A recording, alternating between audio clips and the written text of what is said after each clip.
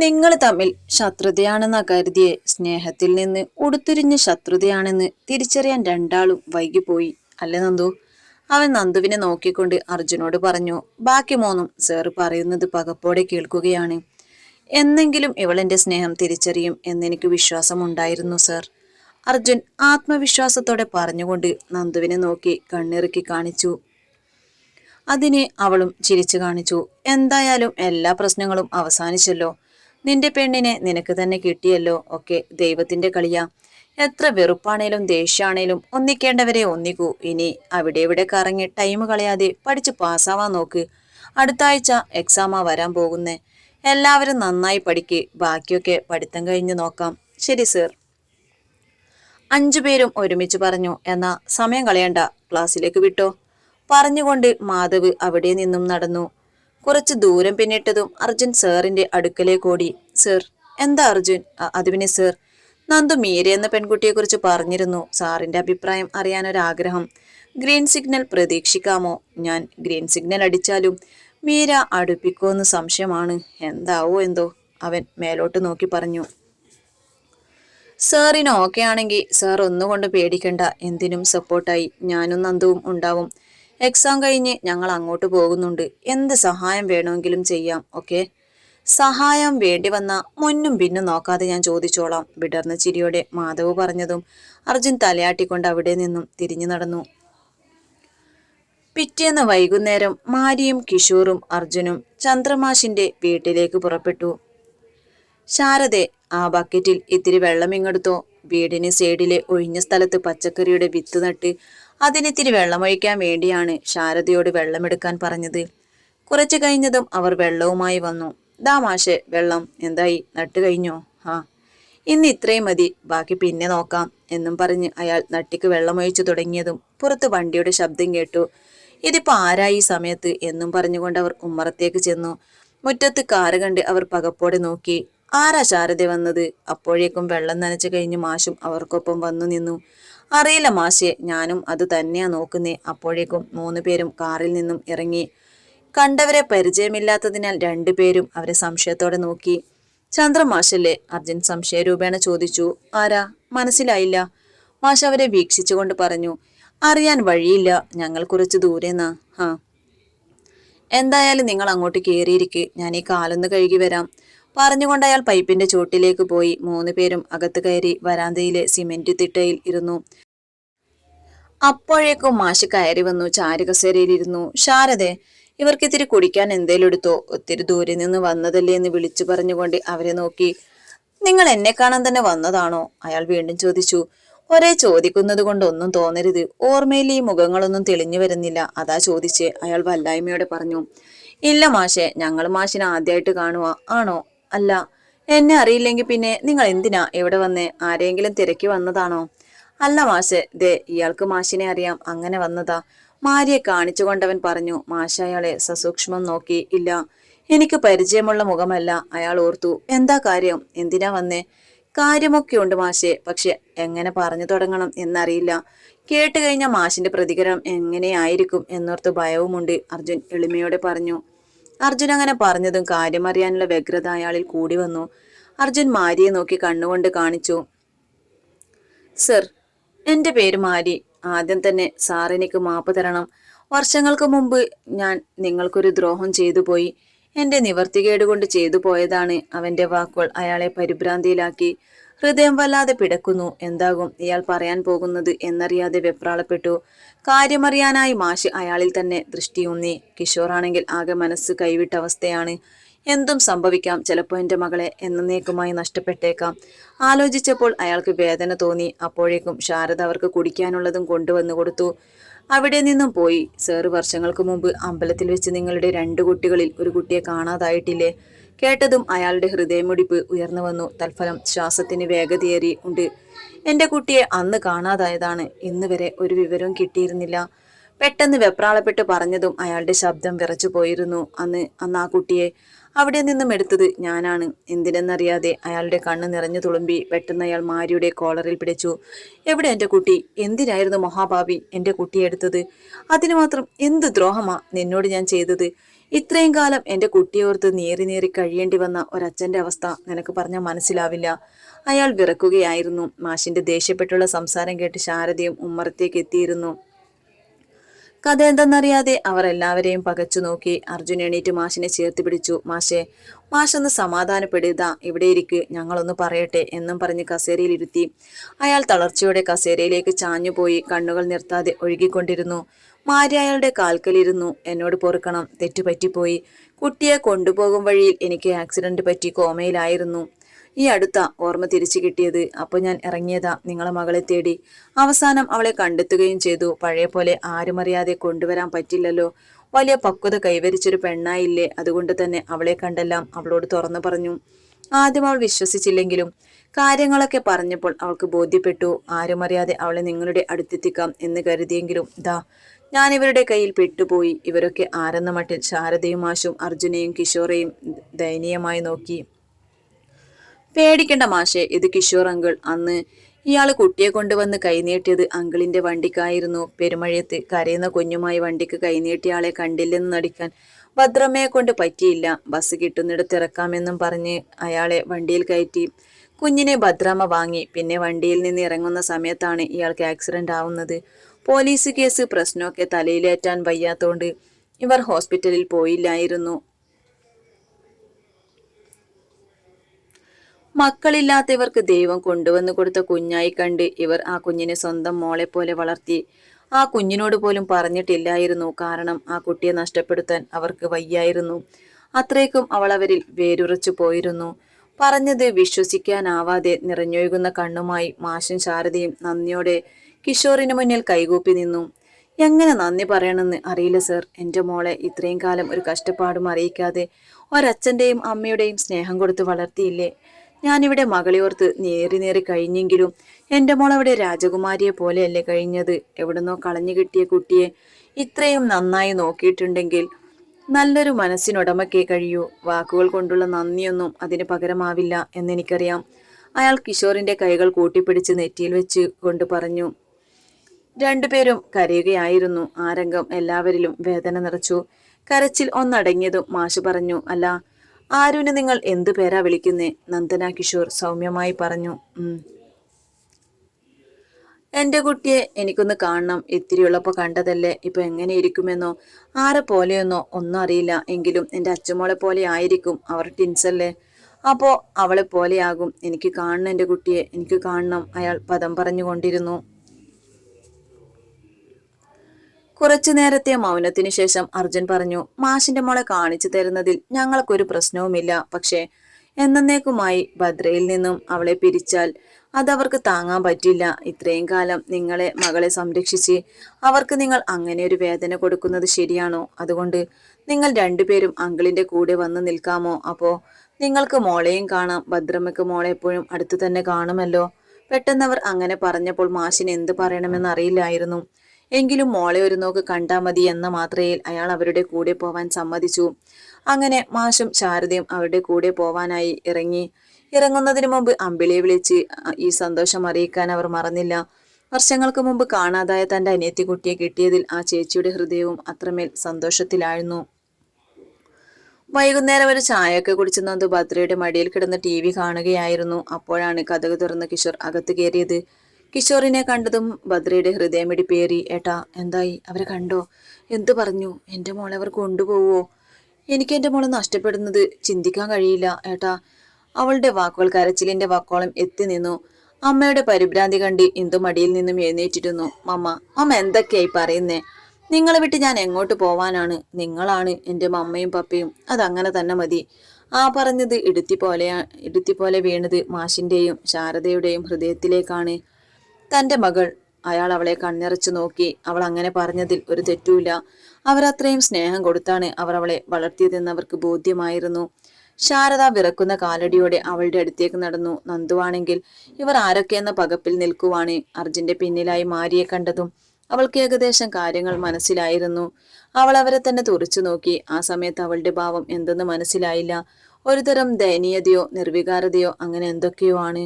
വിറക്കുന്ന കൈകളോടെ ആ അമ്മ തന്റെ മകളുടെ മുഖം കൈകളിൽ എടുത്ത് വിതുമ്പുന്ന ചുണ്ടോടെ അത്രയും വാത്സല്യത്തോടെ വ്യസനത്തോടെ വിളിച്ചു, മോളെ. ആ വിളിയിലെ വേദന മനസ്സിലാക്കി നന്ദു അവരെ ദയനീയമായി നോക്കി. പിന്നെ ആ അമ്മ മുഖത്തിലും കണ്ണിലും ഒക്കെ തുരുതുര ഉമ്മ വെച്ചു. ആ രംഗം കണ്ടു നിന്നവരുടെയെല്ലാം കണ്ണ് കലങ്ങിയിരുന്നു. ഒരു തവണ മോളെന്നെ അമ്മയെന്ന് വിളിക്കുവോ? ആ അമ്മ വേദനയോട് ചോദിച്ചു.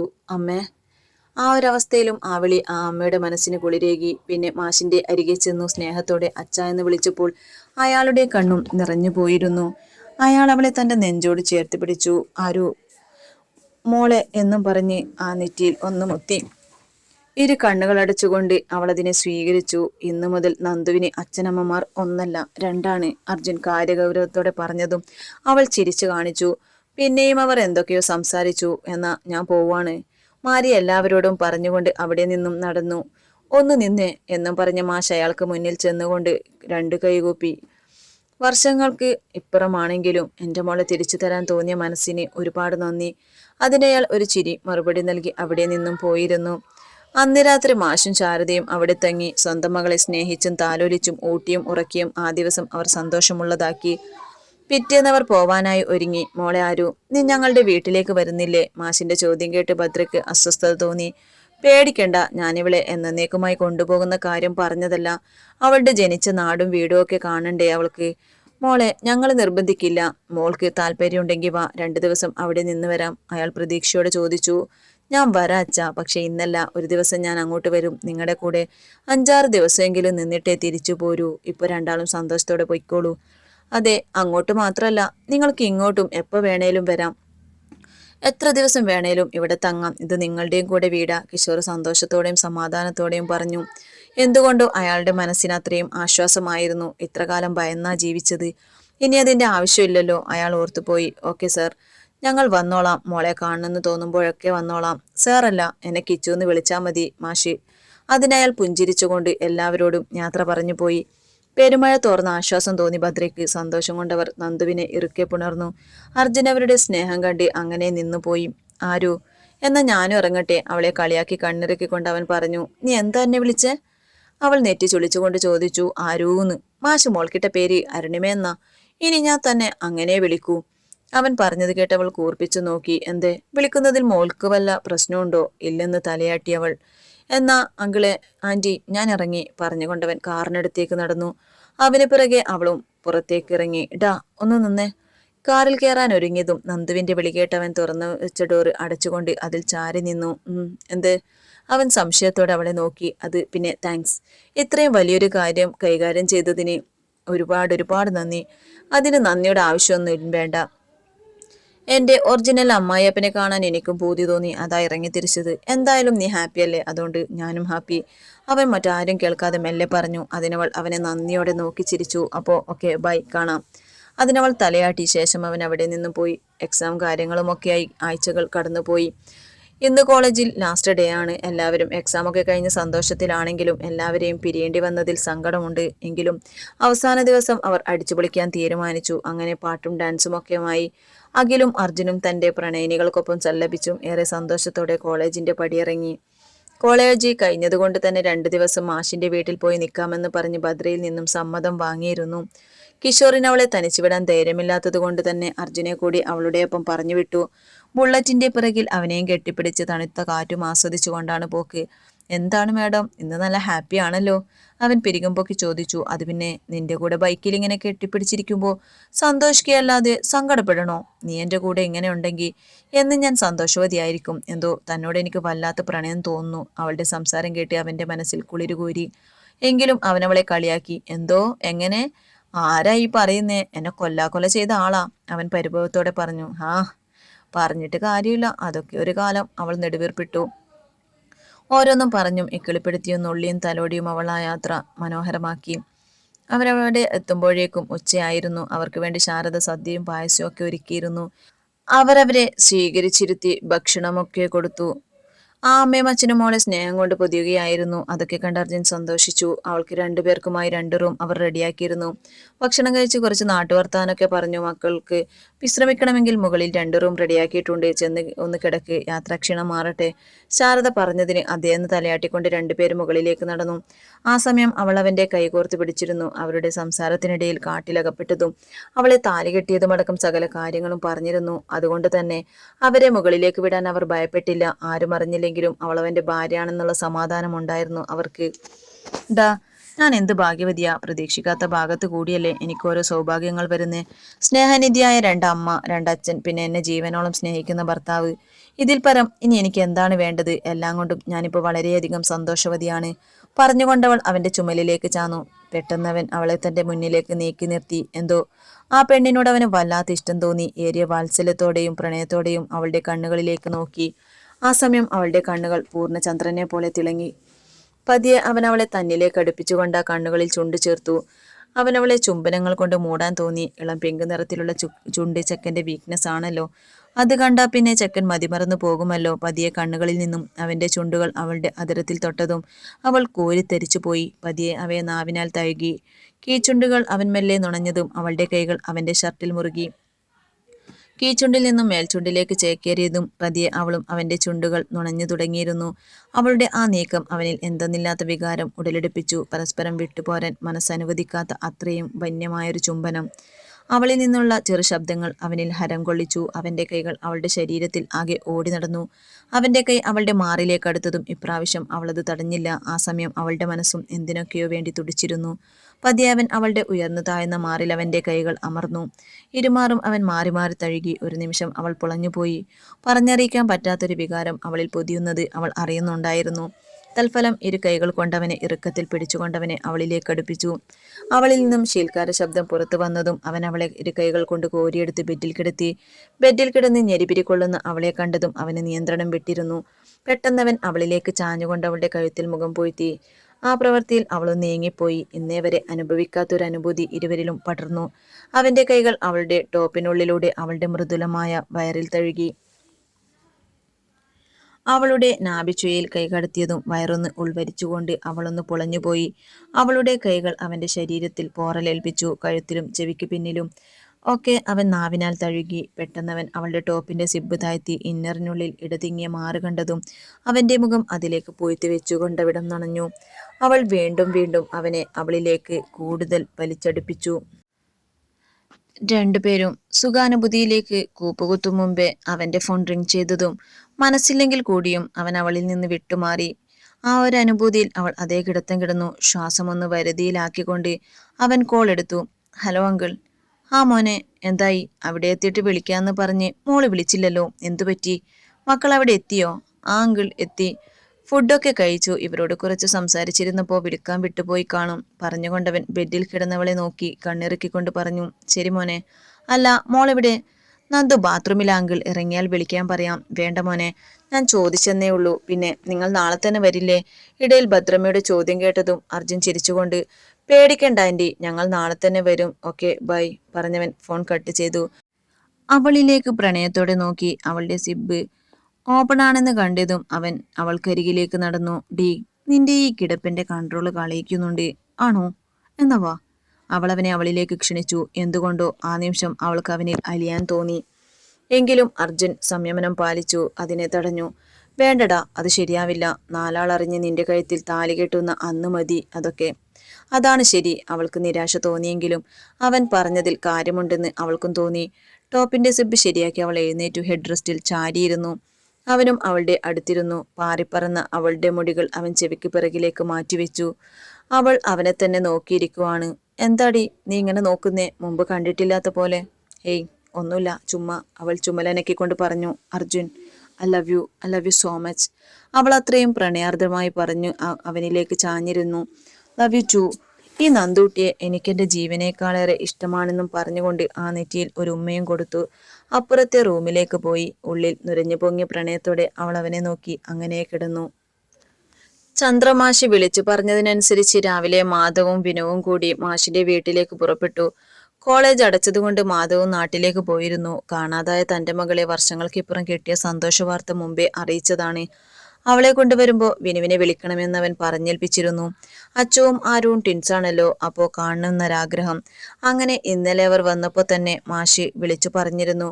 അങ്ങനെ ഇറങ്ങിയതാണ് രണ്ടും കൂടി ആരുവിനെ കാണാൻ. താഴെ മാഷിന്റെ സംസാരം കേട്ട് ആരോടാണെന്ന് നോക്കാൻ ഇറങ്ങിയതായിരുന്നു നന്ദു.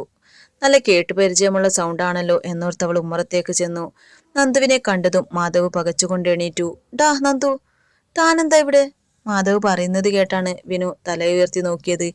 അവളെ കണ്ട അവൻ ധരിച്ചുപോയി. രണ്ടുപേരുടെയും നോട്ടവും ഭാവവും കണ്ട് ഒരിളം ചിരിയോടെ അവൾ അവർക്കരികിലേക്ക് ചെന്നു. അല്ല, നിങ്ങൾക്ക് മോളെ മുമ്പേ അറിയുമോ? മാഷ് സംശയത്തോടെ ചോദിച്ചു. ആ, അറിയാം, ഇവൾ എന്റെ സ്റ്റുഡന്റ് ആയിരുന്നു, മാധവ് വിനയത്തോടെ പറഞ്ഞു. അപ്പോഴേക്കും അർജുനൻ ഇറങ്ങി വന്നു. ആഹാ, കെട്ടിയോന് കൂടെ ഉണ്ടായിരുന്നോ? അർജുനെ കണ്ടതും മാധവ് കളിയാക്കി പറഞ്ഞു. വിനുവാണെങ്കിൽ നന്ദുവിനെ തന്നെ തുറിച്ചു നോക്കുവായിരുന്നു. അവൻ ഓർക്കുകയായിരുന്നു അവളെ ആദ്യം കണ്ട ദിവസം. അന്നവളെ അച്ചുവിനെ പോലെ തോന്നി അവളിലേക്ക് ചെന്നതും മാധവ് വഴക്ക് പറഞ്ഞതും ഒക്കെ വെറുതെയല്ല.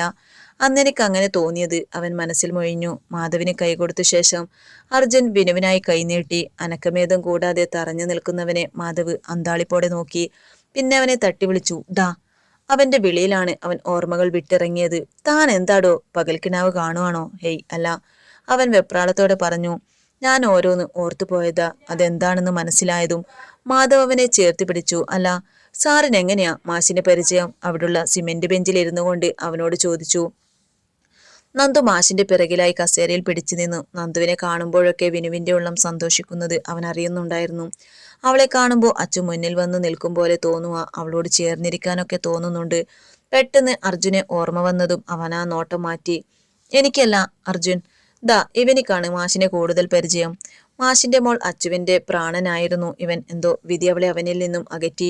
അവന്റെ വാക്കുകൾ മാഷിന്റെയും വിനുവിന്റെയും ഉള്ള നൊമ്പരപ്പെടുത്തി. അവരെ ഓർത്തപ്പോൾ എന്തോ വല്ലായ്മ തോന്നി. നന്ദു അത്ഭുതത്തോടെ നോക്കുവാണ്.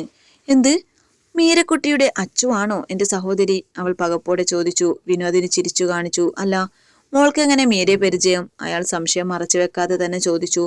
അതെന്റെ പപ്പയുടെ പെങ്ങളുടെ മോളാ. അവർക്ക് അങ്ങനെ ഒരു മകനുള്ളതായി എനിക്കറിയില്ലല്ലോ. അച്ഛൻ അറിയാൻ വഴിയില്ല. പണ്ടെന്റെ അമ്മയെ സ്നേഹിച്ച് ഒളിച്ചോടി പോയതാ, പിന്നെ തിരിച്ചു വന്നിട്ടില്ല.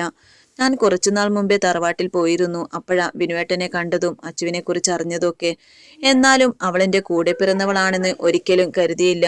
ഒക്കെ ഒരത്ഭുതമായി തോന്നുന്നു. അല്ല അച്ഛ, അവൾ അച്ഛന്റെ ചുമലിൽ പിടിച്ചുകൊണ്ട് ചോദിച്ചു. അവളുടെ അമ്പരപ്പും സന്തോഷവും കണ്ട് എല്ലാവരിലും പുഞ്ചിരി വിടർന്നു. എന്നാലും ഇതൊന്നും വിശ്വസിക്കാൻ പറ്റുന്നില്ല. അല്ല ശാരദേ? അതെ മാഷെ, നമുക്ക് അവിടെ ലക്ഷ്മിയെയും മീരയെയും മാത്രല്ലേ അറിയൂ. നമ്മൾ പിന്നെ അങ്ങോട്ടൊന്നും പോവാറില്ലല്ലോ. അതുകൊണ്ടാ മോളുടെ പപ്പയെ കുറിച്ചൊന്നും അറിയാതെ പോയത്. ഹാ, എന്തായാലും പറഞ്ഞു വന്നപ്പോ എല്ലാവരും അറിയുന്നവർ തന്നെയായി, അയാൾ ആശ്വാസത്തോടെ പറഞ്ഞു. അല്ല, മോളിനി തറവാട്ടിൽ പോകുന്നുണ്ടോ? ആ, വെക്കേഷന് പപ്പയെ കൂട്ടി വരാന്ന് മുത്തശ്ശിക്ക് വാക്കു കൊടുത്തിരുന്നു. ഇവിടെ വന്ന് 2 ദിവസം നിന്നിട്ട് അങ്ങോട്ട് പോവാന്ന് കരുതി. അവൾ അയാളെ നോക്കി സൗമ്യമായി പറഞ്ഞുകൊണ്ട് അർജുന്റെ അടുത്ത് പോയി നിന്നു. അച്ഛാ, അമ്മ, ഞങ്ങൾ ഇപ്പൊ തന്നെ പോവുകയാണ്. അർജുന്റെ പപ്പ വിളിച്ചിരുന്നു. അർജുൻ അത്യാവശ്യമായി ഓഫീസിലെത്തണം. അർജന്റ് മീറ്റിംഗ് ഉണ്ടെന്ന് പറഞ്ഞിരുന്നു. അതിനയാൾ അവളെ സങ്കടത്തോടെ നോക്കി. എന്റെ മോളെ കണ്ട് കൊതി തീർന്നില്ല, അപ്പോഴേക്കും പോവാണോ? അയാളുടെ ചോദ്യം കരച്ചിലിന്റെ വക്കോളം എത്തിയിരുന്നു. ശാരദയുടെ അവസ്ഥയും മറിച്ചായിരുന്നില്ല. അവരവളുടെ തലയിൽ തലോടി. എന്താ മാഷി ഇത്, കൊച്ചുകുട്ടികളെ പോലെ? ഇന്ന് പോയാലും ഞങ്ങൾക്ക് ഇനി ഇങ്ങോട്ട് വരാലോ. അതല്ല, ഇവളെ കാണണമെന്ന് തോന്നുമ്പോൾ നിങ്ങൾക്ക് അങ്ങോട്ടും വരാലോ. പിന്നെ എന്തിനാ സങ്കടം? അർജുൻ മാഷിനെ ചേർത്ത് പിടിച്ച് പറഞ്ഞു. അവന്റെ സംസാരം മധുവിൽ മതിപ്പുളവാക്കി. അതൊക്കെ ശരിയാ മോനെ, എന്നാലും ഒരെന്നാലുമില്ല. രണ്ടാളും ചിരിച്ചുകൊണ്ട് വേണം യാത്രയാക്കാൻ. കരഞ്ഞ നിങ്ങളുടെ മുഖം കണ്ടു പോയാൽ ഞങ്ങൾക്കും സമാധാനം ഉണ്ടാവില്ല. രണ്ടാളും കണ്ണു തുടച്ചൊന്ന് ചിരിച്ച് ഈ മരുമോനൊന്ന് കാണട്ടെ പറഞ്ഞുകൊണ്ടവൻ അവരെ നോക്കി കണ്ണിറുക്കി. വിനുവും മാധവും അവനെ തന്നെ നോക്കി നിന്നുപോയി. അപ്പോഴേക്കും നന്ദു ബാഗുമായി ഇറങ്ങി വന്നു. 2 പേരെയും കെട്ടിപ്പിടിച്ച് യാത്ര പറഞ്ഞിറങ്ങി.